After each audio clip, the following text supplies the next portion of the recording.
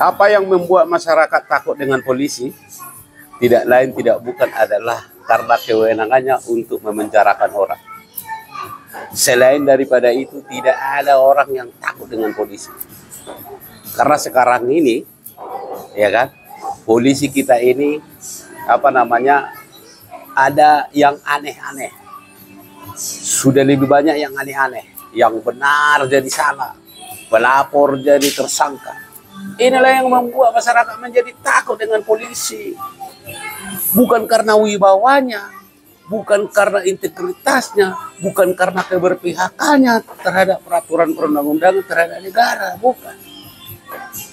Hari ini yang memegang kendali negara Republik Indonesia ini polisi. Karena semua orang bisa dipenjarakan oleh polisi.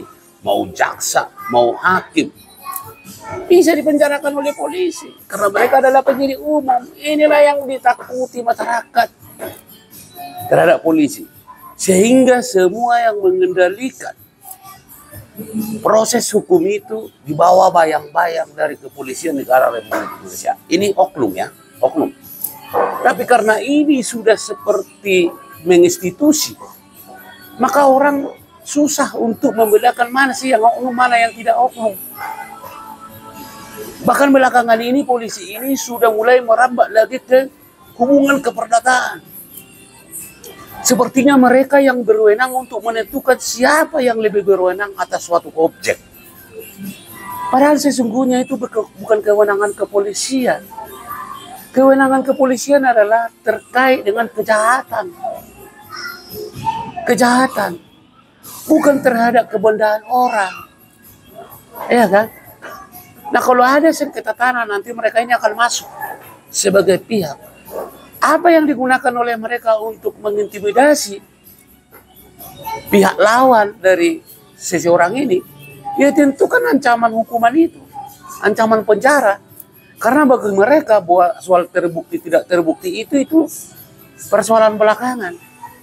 Coba Bapak bayangkan ketika kita ditetapkan tersangka oleh polisi sampai menuju terbukti atau tidak terbuktinya perbuatan kita itu bisa sampai 60 hari, bisa sampai 90 hari, bisa juga sampai 120 hari.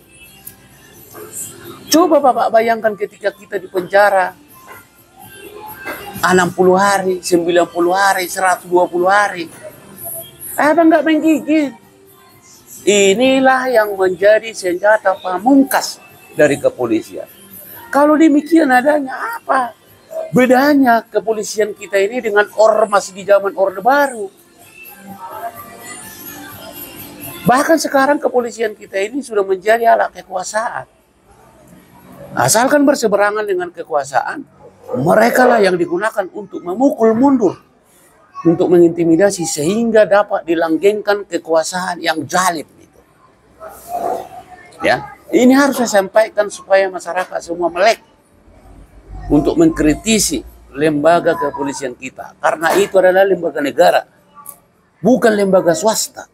Kalau lembaga swasta ya nggak apa-apa, sah-sah saja. Ya kan? Ini bukan lembaga swasta, Pak.